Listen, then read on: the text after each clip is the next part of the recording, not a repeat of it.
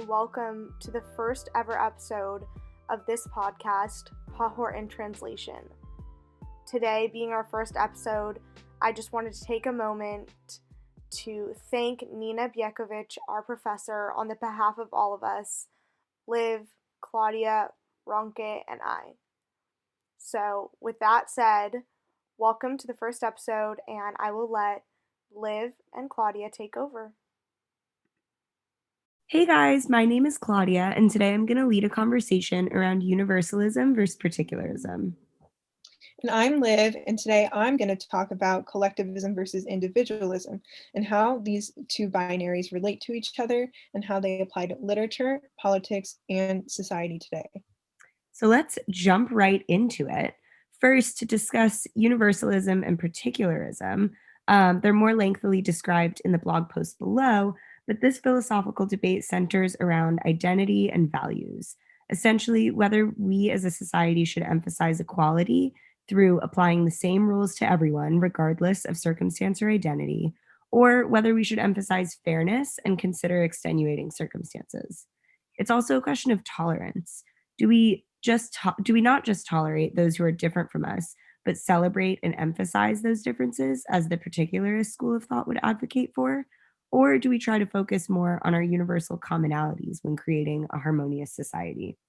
This paints sort of a rosy picture of the dichotomy, but in reality, each has its dangers, as we'll discuss. So just a little background, in Trieste, where writer Boris Pahor is from, who we're going to be mentioning in our podcast, in Trieste is in Italy, and as we know, Italy was very nationalist. It was a nationalist country in the early 20th century. And that exemplified the darker side of particularism through fascism. And by its very nature, particularism separates a society into groups. But by insisting on the differences between social, ethnic, or political groups, it leaves whichever groups do not hold power vulnerable to oppression. More sinister minded people may take particularism too far until it develops into exclusive nationalism at the expense of marginalized groups. And such was the case when Italian fascists isolated Slovenians and Croatians in Trieste, and they banned their language, forced enrollment into Italian language schools, forced them to take on a whole Italianized identity with an Italian name, and suppressed their culture and just pretty much excluded non-Italians from society. And Pahor himself talks about some of these specifically, as Liv will get into later, because they also do apply to the individualism versus collectivism debate.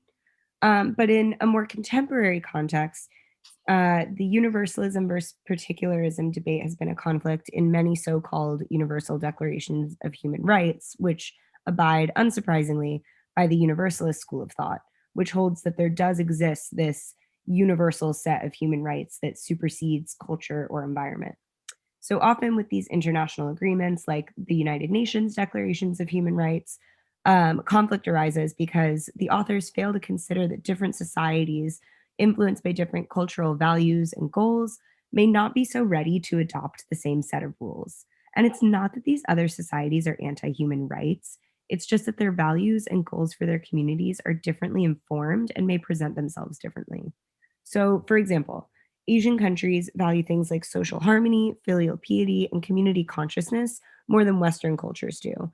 And they prefer to rely on social and moral pressures rather than fear of the law. So policies like banning pornography or controversial films that might threaten communal harmony might accomplish a moral goal more fitting to their society, protecting their morality or their unity, which they see as more central to universal human rights, while an American would see that as an infringement of their individual rights. And I'm going to go into this a little bit when I'm talking about individualism and collectivism, but these ideas of community consciousness is more of a collectivist idea, whereas Americans would have more an individualistic point of view as from infringement of their rights. But again, I'll get into that on my part. Claudia? No, 100%. This is a particularist debate, of differences between cultures.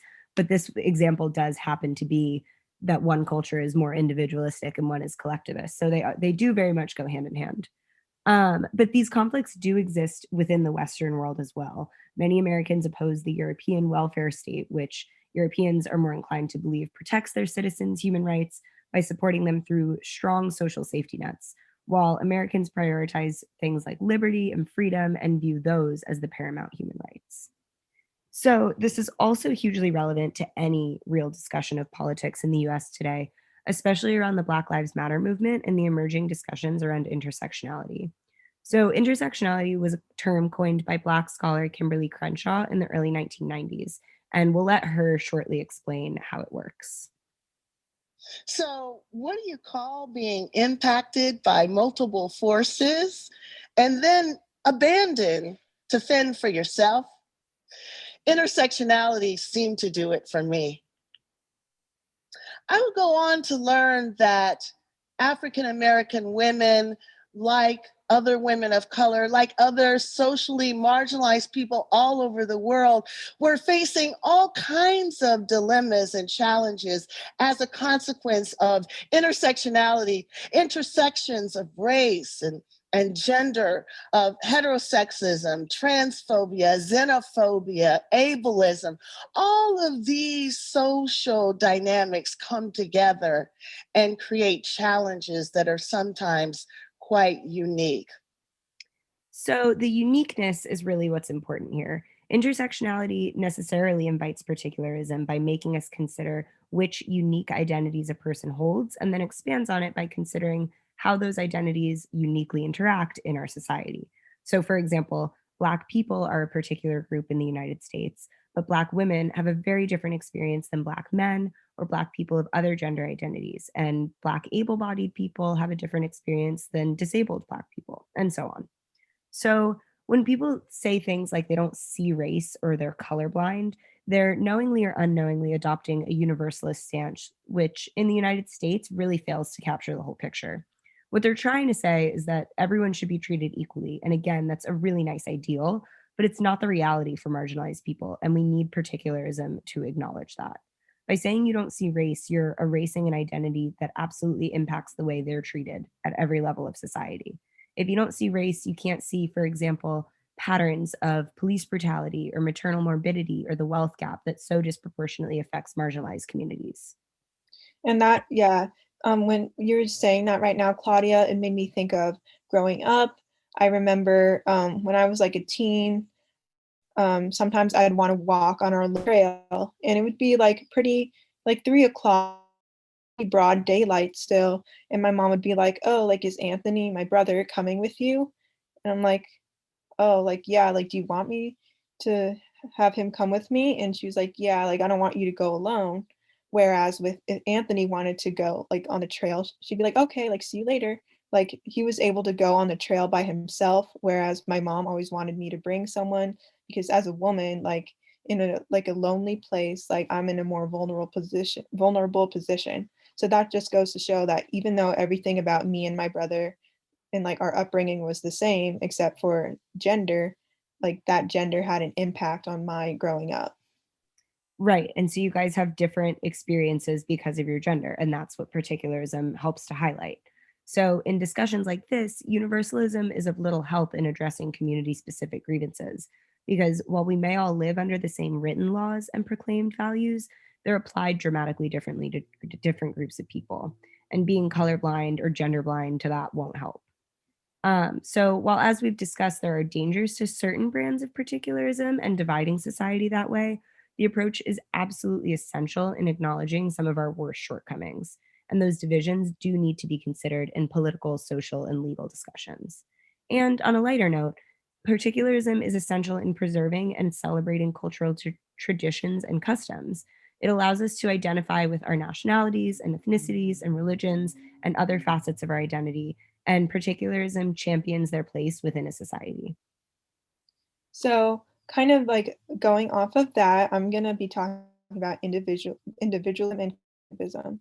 So individualism is favoring freedom or action of individuals over control, while collectivism is the practice or principle of giving a group priority over each individual in it. So kind of like going back to that community consciousness concept that we discussed earlier. So Pahor in his story, The Butterfly in the Coat Rack, it's about this girl, this elementary school girl, Yulka, and how her self-expression and individualism is oppressed by the Italian nationalism of the 20th century. So the story is she's playing with her friends, and one of the friends runs off, and she calls after him in Slovenian. And then the Italian teacher is very angry, and he punishes her by hanging her up on a coat rack. And meanwhile, the rest of the class has to write in their notebook, I only have to speak Italian, I only have to speak Italian, and so on, like for many times. So in this way, Pahor criticizes the lack of individualism and the dangers that like the collectivism and nationalism can be, but he doesn't outright reject the idea of collectivism. For example, Danilo, who's the child who she calls after in Slovenian, which gets her in trouble with the teacher, defends her when another child is teasing her about her swimming. That favors the collective in that if Danilo was watching Yulka getting teased by this other kid and was an individualist, he'd be like, oh, well, this isn't happening to me, so I'm not going to get involved. And then another way that he champions the collective when it's doing the right thing is when he makes note that the students, although they don't have any power over the teacher because they're so young, stand in solidarity with her. Like he writes, as if from them, the students, from all of those eyes, infantile palms similar to dove's wings should spring at any moment to lift her body and relieve her pain. And in that quote, the eyes of the child are watching her and they feel for her.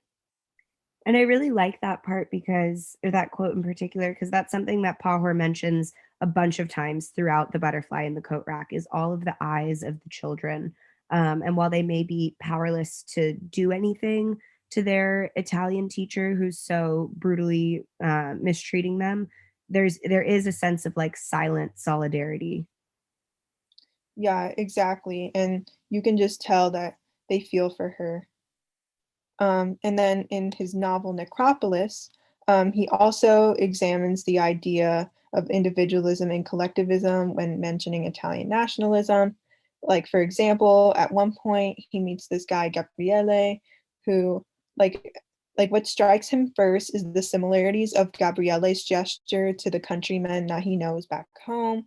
So in that way, like there's a sense of familiarity in such like a brutal place. So that was a positive side of collectivism.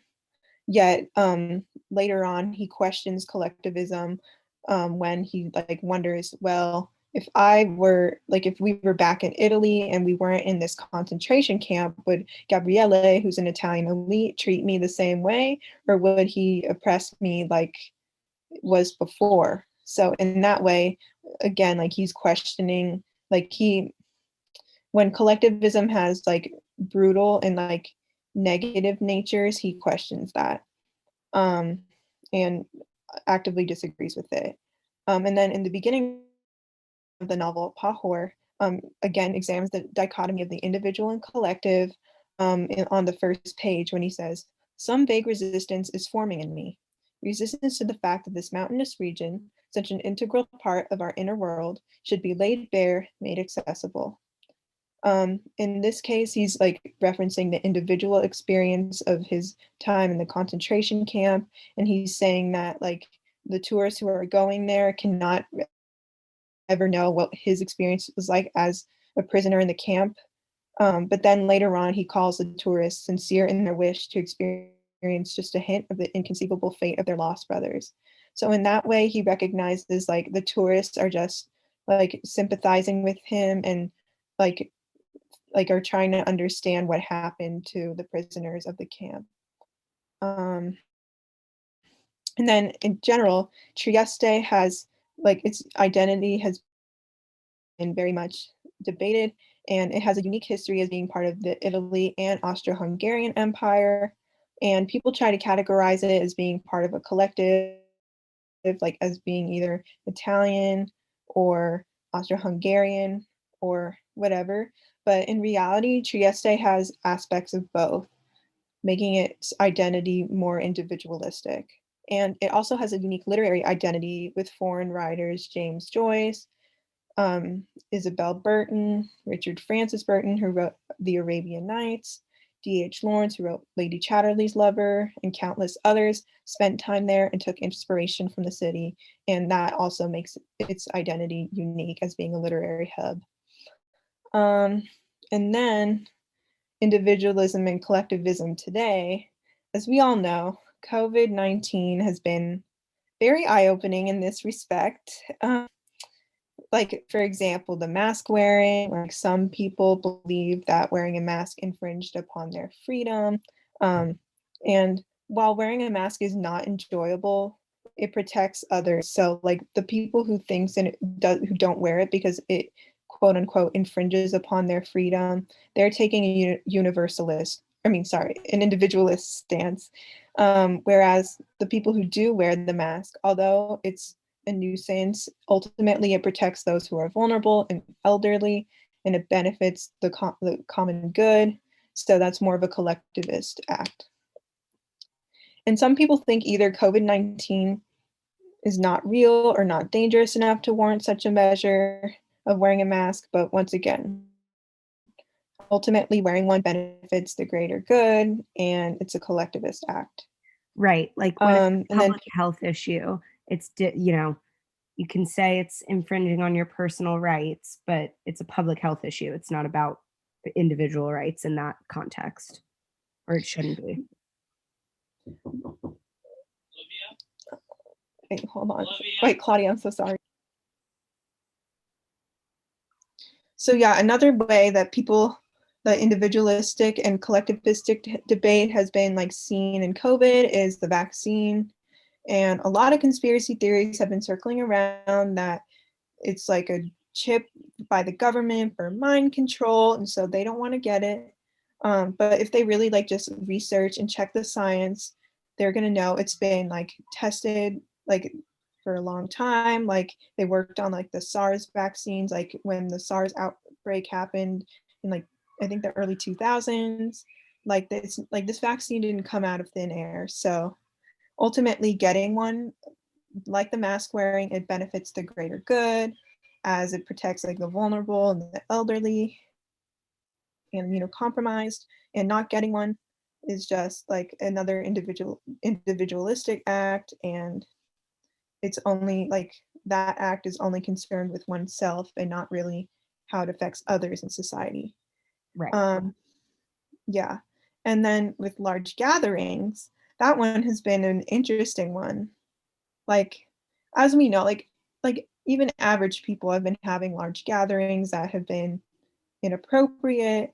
But to me, the ones that had like public figures have really stood out, just because like public figures like are supposed to have this platform, and like people like know what they're doing. So it adds like a level of inappropriateness and insensitivity, since these figures have a platform. Um, and so, also, it's obviously easier for them to organize and attend these like major events also, like as I get into now. In Tulsa, Oklahoma in June 2020, there was a Trump rally. There were 6,200 guests, and most of them did not wear a mask. This was also during a time where there was a spike in cases in Tulsa, and it was an indoor rally. So just like all these bad ingredients. And then 8 Trump staffers ended up testing positive for COVID. And then Herman Cain like died from COVID like a month afterwards, but he had been hospitalized like days after the rally. So it was just, I mean, it's very likely that he got it there, so it was just very irresponsible for that to have happened. And then like President Trump and Melania Trump even got COVID a few months later at another super spreader event when there was the nomination ceremony of Amy Coney Barrett in September. So again, like both of these events were way before the vaccines were ever available. So it was just like very inappropriate. And for politicians, like they're the leaders of our country. Like you should be able to look up to them, and they should be like guiding the citizens of how like to have model behavior. Mm-hmm. But Politicians, honestly, were not even the only ones. Celebrities also kind of got involved. Like, I remember hearing a couple TikTokers had their power turned off at their house after having a couple parties, which is pretty irresponsible. And then I remember this one. This one got a lot of backlash. Kendall Jenner had a Halloween birthday party in Oh yeah, October. she did. For sure. And like there some articles I read said 50 maskless guests, some said 100, and like a bunch of A-listers were there, like Kylie Jenner, Scott Disick, Doja Cat, Justin and Haley Bieber, Winnie Harlow, Jaden Smith, The Weeknd, which bummed me out the most because he's one of my faves. And then she also had a no social media rule to like try to hide that the party happened, which obviously, like, if you have a bunch of celebrities together, like, they're not gonna stay off social media like that. Like, her own sister Kylie posted it. Like, that was just poor planning.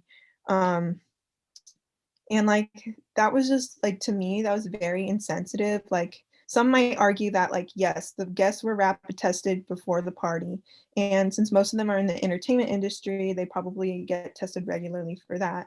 But it's like the average people like can't see their family, can't see their friends, can't go to school, and it just came off as very like insensitive and inappropriate. And just like imagine how the essential workers felt like while they're like fighting on the front lines, and then all these like rich celebrities are like getting drunk and having fun. Like, Right. It's super it's very, easy to be an individualist when you have the money and the resources to do so, when you're not going to get in trouble. And I guess if you don't care about people like the workers who are working at your party, like, do they really want to be there? yeah, exactly. And it's like these people probably think like they're all like 25, something like that. So they're like, oh, we're young, like it's not gonna hit us. Which, like, okay, maybe for like them themselves, they might be okay. But like, what about when they go to the store tomorrow and they see an 85-year-old grandma, or like somebody who has like in an immunocompromised situation? Like, you have to think of others, it's like they they had a very individualistic point of view when they had these events. And then in a COVID time, like in a public health crisis, like you really, like a collectivist approach would be really more beneficial in helping fighting the virus. Completely agreed. So we have covered a lot today, both the universalism versus particularism and the individualism versus collectivism dichotomies are complex and multifaceted, they're interrelated, and they both have a place in literature, politics, and social discussions. Thank you so much for listening, and we hope you explore these concepts further in Pahor's work and the below blog posts.